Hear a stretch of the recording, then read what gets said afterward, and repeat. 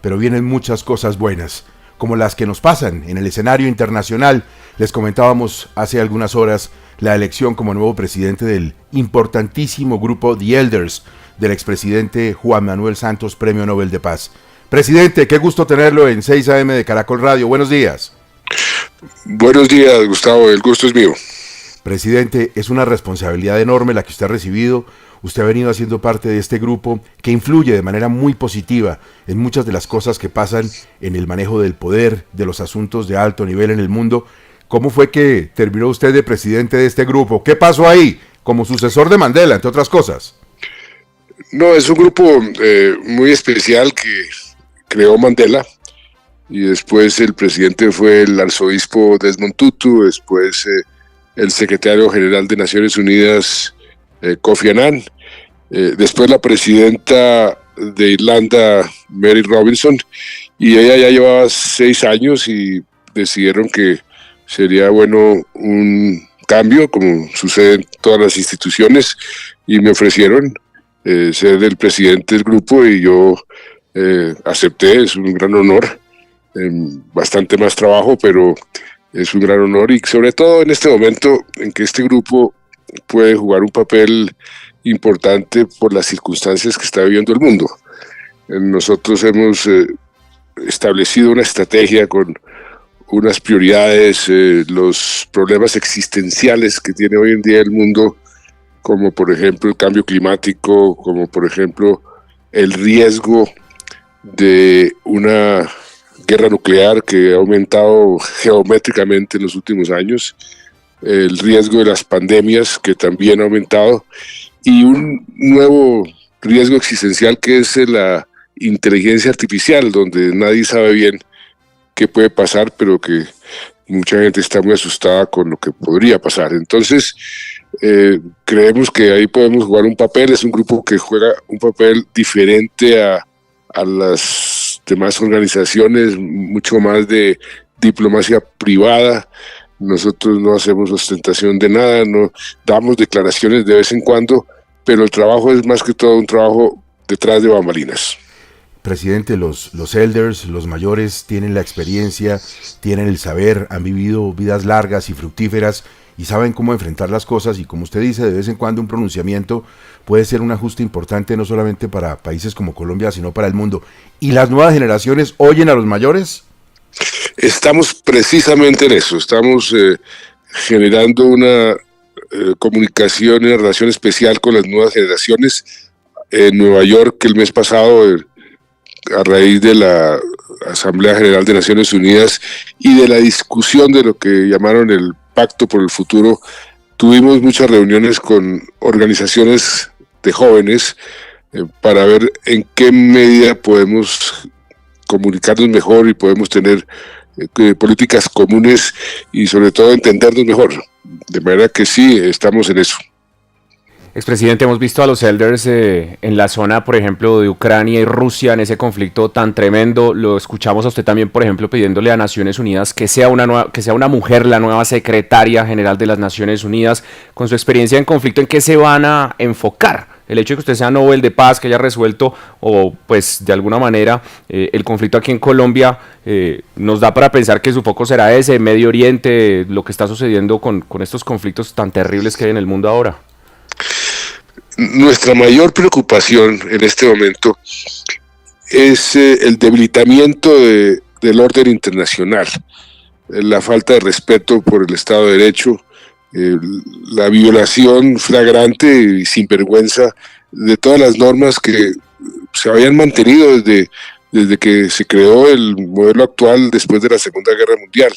Lo que hemos visto en Gaza, lo que hemos visto en Ucrania, pero también en sitios como Sudán, como Eritrea, como Haití inclusive, son demostraciones de que los países y las organizaciones y la sociedad civil está desconociendo cada vez más lo que nos mantiene unidos. Entonces, si queremos, por ejemplo, combatir el cambio climático, si no nos unimos, el planeta se va a destruir. Si no nos unimos para combatir o para afrontar la próxima pandemia, pues la pandemia va a ser peor que la que tuvimos con el COVID-19. Entonces, nuestra prioridad en este momento es decirle a los países y decirle a Naciones Unidas y a todas las organizaciones que por favor, que respeten el derecho internacional, que respeten las reglas de juego, inclusive en las propias guerras. Las guerras tienen sus propias leyes y esas las están violando todas.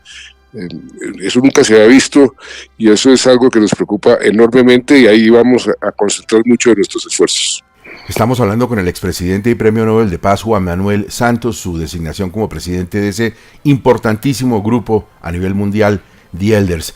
Presidente, hace unas semanas usted estuvo en el World in Progress en Barcelona, que organizó Prisa, la SER, El País, y manifestó muchas preocupaciones de esas cosas que ponen en peligro la estabilidad de los seres humanos. Una de ellos, por supuesto, las elecciones y la frágil democracia que tenemos en Venezuela. Ahora, como presidente de The Elders, ¿afina un poco la mirada sobre Venezuela?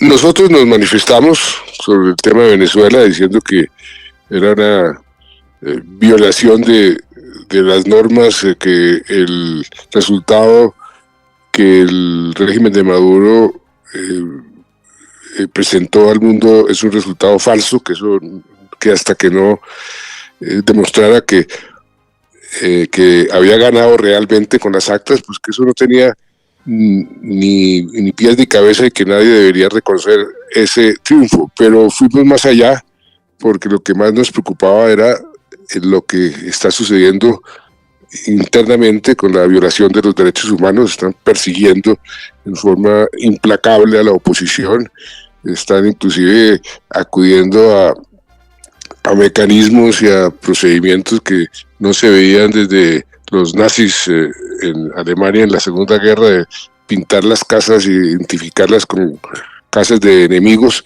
Eso era lo que más nos preocupaba y por eso hicimos esa manifestación.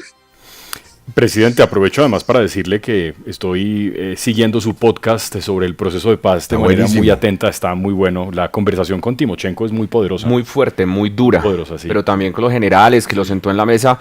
La verdad es que sí está contando cosas que no se sabía. Estoy completamente de acuerdo. Presidente, sobre todo esto que está pasando en la región, Venezuela no es el único foco de atención. Hay otros gobiernos autoritarios. ¿A usted en particular le preocupa que eso se vaya extendiendo por el continente como una especie de pandemia? Sí, me preocupa, por ejemplo, lo que está sucediendo en México. Eso es un síntoma para cualquier democracia preocupante y efectivamente las democracias están en retroceso, los movimientos antidemocráticos están tomando fuerza, pero no solamente en América Latina. Mire lo que está sucediendo en Europa, inclusive en el África, y eso también nos preocupa porque todo el sistema internacional, todas las reglas de juego, la cooperación internacional depende de un Estado de Derecho. El Estado de Derecho internacional depende de que los países respeten internamente su propio Estado de Derecho. Es una especie de cadena que si se rompe en un lado, pues va a afectar en el otro, y por eso sí nos preocupa mucho que eso está sucediendo en todas partes, y ese es otro de los motivos por los cuales tenemos que redoblar los esfuerzos. Más allá del tema eminentemente político, ideológico, presidente, hay cierta preocupación en lo que usted menciona en Colombia, en que se pierda la confianza en las instituciones, en que comencemos a debilitar y desmoronar la arquitectura jurídica del Estado, que terminemos incluso señalando a las registradurías, hablando de que hay golpes blandos, de que no se van a poder llevar a cabo las elecciones. ¿Cómo y qué lectura tiene usted de eso que nos pasa a nosotros aquí, a los colombianos como usted? Pues que nosotros deberíamos ser conscientes de que las instituciones, por más lentas que sean para resolver los problemas, es la base de la democracia, y no podemos seguir tratando de destruirlas, porque sin instituciones viene la autocracia, que es lo que ha sucedido en otros casos. Entonces, en lugar de atacar las instituciones, hay que sentarse a hablar con ellas, a reformarlas, a mejorarlas, y ese es un proceso continuo. Yo recuerdo que cuando se inventó la democracia, se dijo, mire, este es un experimento que tenemos que mejorar permanentemente, y cuando los que inventaron la democracia se sentaron a diseñarla, establecieron unos parámetros. Por ejemplo, el primer presidente de la primera democracia, que fue el presidente George Washington, cuando a él le ofrecieron por tercera vez ser presidente, dijo que no porque las democracias no podían depender de las personas, tenían que depender de las instituciones. Pero dijo una frase muy importante, que hoy es más relevante que nunca. Dijo, mire, mi único consejo, o mi consejo más diciente en este momento, es que no se les olvide una palabra: moderación. Si pierden la moderación, pierden la capacidad de dialogar entre grupos que piensan diferente, y si pierden la capacidad de dialogar, entonces no hay transacciones y no hay soluciones, y es lo que está sucediendo en todas partes. La polarización impide el diálogo constructivo, y eso es lo que hace que las democracias sean inefectivas y pierdan credibilidad, y vienen las autocracias y vienen las dictaduras, y ese es uno de los fenómenos que está sucediendo en el mundo y que nos preocupa enormemente. El presidente Petro es un hombre de cambios, es un hombre de ideas, es un hombre que tiene pues un espíritu de renovación que también es muy válido, muy respetable en un país como el nuestro. ¿Esa moderación a veces se le confunde en el camino? Aquí nos falta moderación de parte y parte. En todas partes está generando una radicalización del lenguaje, de las actitudes. Uno puede sentarse a dialogar, y a dialogar en forma constructiva. Es que yo recuerdo, Mandela decía una frase maravillosa, que el arma más poderosa que existe en el mundo es sentarse a dialogar, pero a dialogar de forma constructiva, ¿no? Yo no me siento con Gustavo Gómez a imponerle mi punto de vista, sino me siento a aprender de por qué él puede estar pensando algo diferente a lo que yo pienso, y ese aprendizaje nos permite identificar comunes denominadores donde podemos hacer transacciones, donde podemos convivir, y eso también debería aplicarse, porque hoy uno de los problemas del mundo es precisamente que los líderes mundiales no se están sentando a hablar, a dialogar. El presidente de Rusia con el presidente de Estados Unidos, el presidente de China, y aquí en América Latina, pues la presidenta de Perú no se habla con el presidente de Colombia, el presidente de Ecuador no se habla con el presidente de México, el presidente de Argentina no se habla con el presidente de Brasil, no se hablan por razones bastante mezquinas, bastante personales, de que se insultan personalmente, y miren los daños que eso genera para los pueblos y para los países. Por eso nosotros decimos, por favor, siéntense a dialogar, pero a dialogar de forma constructiva, y esa es una de las funciones nuestras, de sentar a las partes, así sea detrás de bambalinas, a que dialoguen, a que se sienten a ver si hay alguna posibilidad de encontrar soluciones comunes. Presidente, usted no tuvo que ir a ninguna notaría para que en su nombre quedara la palabra paz. El trabajo que usted hizo, dedicado, valeroso, con un riesgo personal enorme, y el reconocimiento de la Academia como Premio Nobel de Paz, pues hasta el día en que usted muera, que ojalá sea dentro de muchísimos años, lo va a tener en un matrimonio indisoluble con la paz. Juan Manuel Santos, e inmediatamente viene la palabra paz. ¿Cómo vamos en la paz aquí en Colombia? ¿Estamos en el camino correcto? Pues infortunadamente la paz total del presidente Petro no está teniendo los resultados que todos esperaríamos, y lo he venido diciendo desde el principio. Se lo dije al presidente Petro en forma muy respetuosa. Para hacer la paz hay que tener rigor, hay que tener método, hay que planificar, hay que saber exactamente para dónde va uno, crear las condiciones para que esa paz se pueda dar. Y lo que hemos visto, tal vez por falta de experiencia, por falta de organización, es otra cosa. Entonces, lo que está sufriendo el pueblo colombiano es un incremento del poder de muchas de las bandas criminales, en varios territorios del país, donde eso lo que hace es dificultar cualquier solución pacífica, y no veo que eso se esté mejorando. Por eso ojalá, por ejemplo, en este último tramo del gobierno, esa prioridad que se ha anunciado de implementar el proceso de paz que se firmó con las FARC se vuelva realidad, porque esa es la base para otros acuerdos. Sin implementar ese acuerdo, los otros acuerdos quedan en el aire. Presidente, a propósito de eso, ¿le preocupó el incremento de los cultivos de área de coca sembrada en Colombia, pero sobre todo el incremento de la producción, que es absolutamente impresionante?